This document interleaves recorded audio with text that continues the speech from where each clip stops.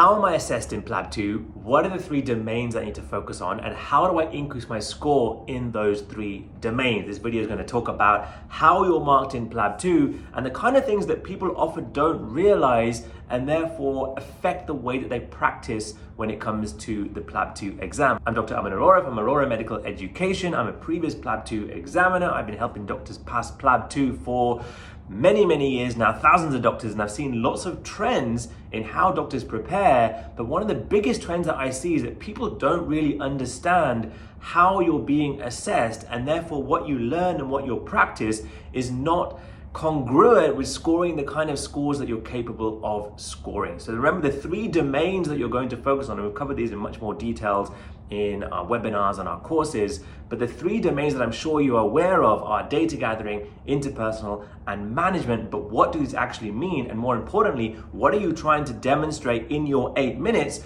so you can score heavily in these 3 domains? Let's break them down. Firstly, data gathering, the building block of getting a high score. If your data gathering is weak, not only is it going to affect your data gathering score, it is going to affect your interpersonal skills score later on, and it's inevitably going to affect your management score as well, because, well, if you don't understand what the data is, how are you going to manage it appropriately? So let's focus on data gathering. Now, we talk a lot about issues, PLAB 2 being an issue-based exam. You need to understand all the issues in the situation in front of you as part of your data gathering before you move into the second half. Remember, data gathering is not a history. For everybody who just goes and practices histories, yes, you may be getting a nice clinical history and understanding a diagnosis, but really have you understood the data that you need to understand as a clinician in its entirety to try and manage that situation going forward? And in many instances that I see in our mocks and our role plays is no, we focus on the usual stuff, PC, HPC, drug history, family history, etc., but we miss the point of data gathering, which is what issues are there in this situation right now that I as a clinician am expected to understand. Now, issues can of course be clinical issues, and that includes the diagnosis and key clinical things that you can't afford to miss. Issues can be mind issues, what's going on in the patient's mind. If I don't know those, I can't understand the situation fully. Life issues, we talk a lot about the psychosocial bubble, and have a look at the video on the 3 Arora bubbles of data gathering to go into this in more detail. It might be ethical issues. There are so many types of issues that it is your job to find a way to understand through the questions that you ask. Now, we talk a lot about the 3 bubbles, red flags, psychosocial, ICE, as being good tools to try and understand those issues, but you have to understand data gathering is much more than a let's do a set of questions to try and work out what the diagnosis is and then let's jump into the second half and suddenly get full marks. It doesn't work like that. You need to be open to understanding the whole situation. That includes clinical questions, it includes life questions, mind questions, it includes questions that maybe you have to think of on the spot that you haven't even thought about before in any other case that you've practiced. That's the flexibility and fluidity that you need in data gathering. For those of you who know how we teach, if you've been on our courses, if you've got our online courses and audiobooks,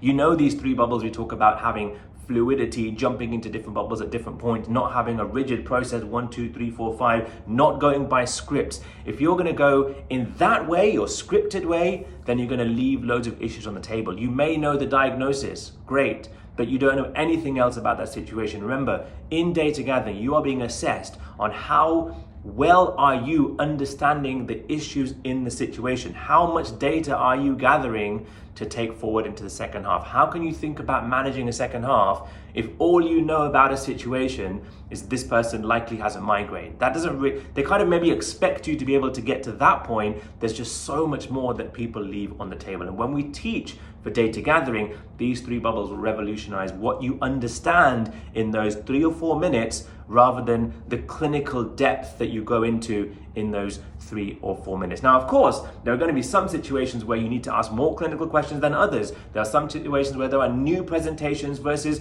known diagnoses. And of course, the way you tailor that data gathering has to show fluidity and has to show confidence. And what I see when I see role plays and I practice with people doing PLAB 2, and we see on our mocks all the time, is that people just come in with a very rigid approach that data gathering equals history. Now, data gathering also, it can include things like examination. That is part of data gathering. People often see it as a separate entity. Let's do data gathering, then let's do examination. No, examination is just probably the final part of data gathering, but what are you doing in examination? You're still gathering data that allows you to interpret the situation as a whole and move into the second half. Some people say, why don't you do ICE later on after data gathering? Why would you do that? ICE is part of data gathering. It's understanding the issues of the patient's mind. There's no point those issues coming out in the second half just because you've got a diagnosis and you want to move on, okay? Also, data gathering includes looking at investigations. How do you interpret certain bits of information that you may be given? Chest x-ray reports, blood tests, for example. How do you gather all that information and use it appropriately in the second half? So please don't think about data gathering as a history. If you're being taught that, it's going to leave a lot on the table before you jump into the second half. And often when people talking about struggling and not passing PLAB 2, when you think about what you might have done in your cases and you think back, did I do a history or did I do a true data gathering? You may see the difference in how it reflects in your mark. So please, please, please, data gathering is the building block of the rest of your case. If you get this bit wrong or have gaps in there, it's going to impact what you do in the second half. The second bit, the second domain that you're focusing on is management. Now, let me say from the beginning, management is not just about how do you manage a migraine. Okay, you might have done a lot of questions in the first half, you might have understood the diagnosis, you might have actually understood a lot of issues as well, like maybe this person was worried about a brain tumor, maybe this person wanted a CT scan, maybe this person is taking too much codeine. There might be lots of things going on that you've worked out, but for some reason, in some people's minds, in most people's minds actually, when I see people practice with PLAB 2, the management is just about the migraine. Now, the first thing I want to say about management is not just a clinical management, it's about management of the situation that you have just assessed in the first half. Okay, there's no point understanding the whole story here and then managing it in a micro level here. So the first thing you've got to think about management is you're talking about a situation management, not a condition management. Most people, when it comes to management, their brain thinks, this is a migraine, how do I manage it? This is knee osteoarthritis, how do I manage it? This is depression, how do I manage it? And you end up just managing the condition, talking about guidelines and options and treatments and all this kind of stuff, but you're leaving so much data that you've gathered on the table, or if I talked about some other people, you've never asked it in the first place, so you can only manage the clinical stuff, but that's different. The worst thing is if you've actually understood stuff and then you don't manage it in the second half. So the first thing to think about with management, we teach about this all the time on our courses and mocks, is situation management before condition management. Your job is to manage the whole situation, including the clinical, but demonstrate how you can do that in 2 or 3 minutes. And that's what we talk about, the techniques about the first minute of management and issues on the table. For those of you who've been to our courses and watched our material, you will know all about that. But we have to teach you the basic starting point, which is your job is to manage the situation as a whole and then start to narrow down. Too many people start with the narrow first, let's deal with this clinical bit first, and then I'll come on to everything else. And you know what happens, time runs out. Questions come your way, and before you know it, the bell is gone and you haven't even talked about 3 of the things that you want to talk about. That is where technique is important. That is where strategy is important. That's where we teach a lot about the golden first minute of management. That's where we teach you all about how to get your base in management right first. But there's no point learning those strategies if you don't understand the principle of situation first. The second thing I mentioned there very briefly is the golden first minute of management. You need to take control of your management plan early on because this is your time to shine. You've asked all the questions, you've let the role player do all of their bit. Now this is important to show that you're aware of what to do with the information that you've just gathered, but in a logical, focused way. Not just, okay, I've got 6 things to talk about, let's just go really fast, 1, 2, 3, 4, 5, 6, and hope that I get to the end, and let me put the clinical bit in first, because I think that's the most important thing to manage.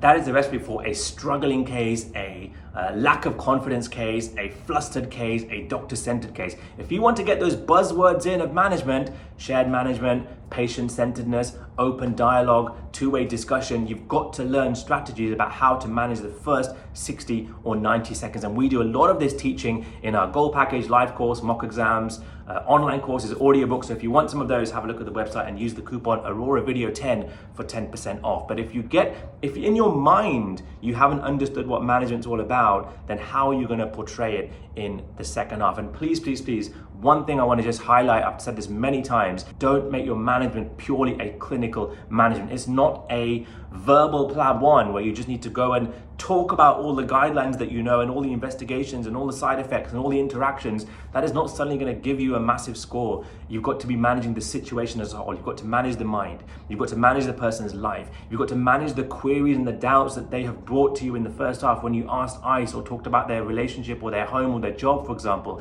That is all part of management. But again, it's one thing knowing that you need to do that. The second bit is the strategies that you can put in place to try and help you achieve that goal. Okay, so management is not just about the 3 or 4 options according to the guidelines for migraine. It's about talking about that, but talking about a whole other bunch of things as well to show that as a clinician, I'm managing the situation in front of me appropriately. And we talk a lot about that in various other videos on the channel, but also in our courses in much more depth as well.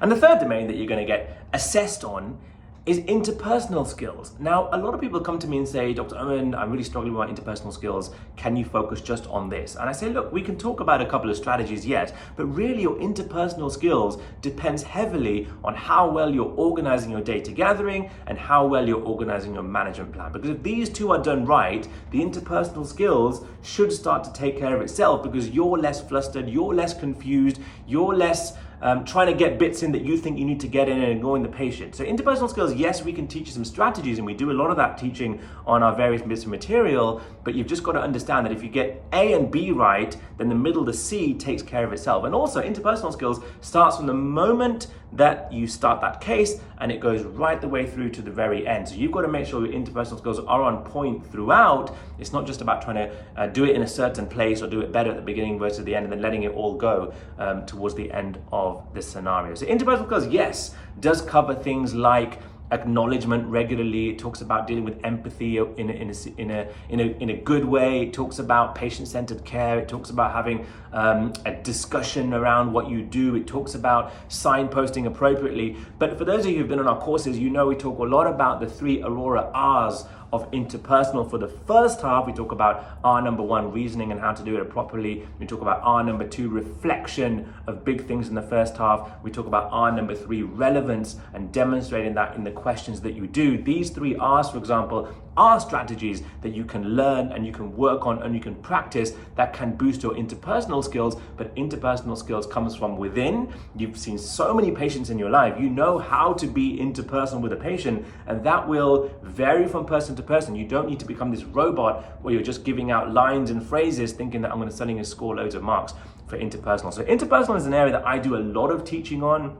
There's a lot of stuff on our channel about interpersonal skills, but I just want to let you know that you are good at interpersonal skills and you've just got to fine tune how you're demonstrating those skills in 8 minutes. But the basic point of interpersonal is how you manage the first half and the second half. If you get those 2 things right, interpersonal should take care of itself. And yes, interpersonal is about rapport and it's about building certain skills to deal with things like anger and embarrassment and someone who's feeling upset, for example, yes, but that would all come naturally once you've got the first part and the second part right. So interpersonal skills is the one that often people do worry about most, and I do understand that because the marks often do come down and we do teach a lot for that. So if you want some focused help with interpersonal skills, and maybe our one-to-one sessions, our mock exams, or our online course or audios may well be of some value, but you've just got to realize it's from minute 0 to minute 8. And if you control those 2 parts properly, interpersonal skills should take care of itself.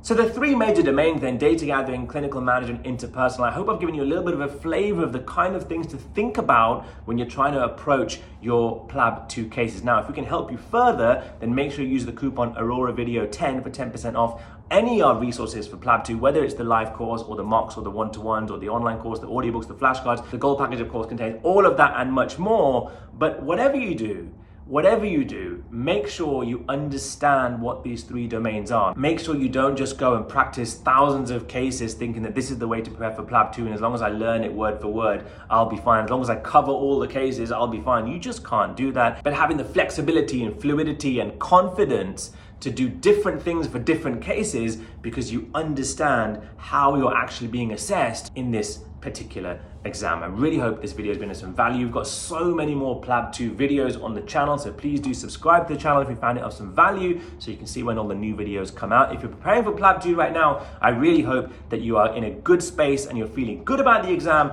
If you need any support from us, please do get in touch, and don't forget that 10% coupon Arora video 10 for any of our PLAB 2 resources. Have a super day, happy practicing, hashtag Canvas will pass, hashtag I went with Arora. Take care.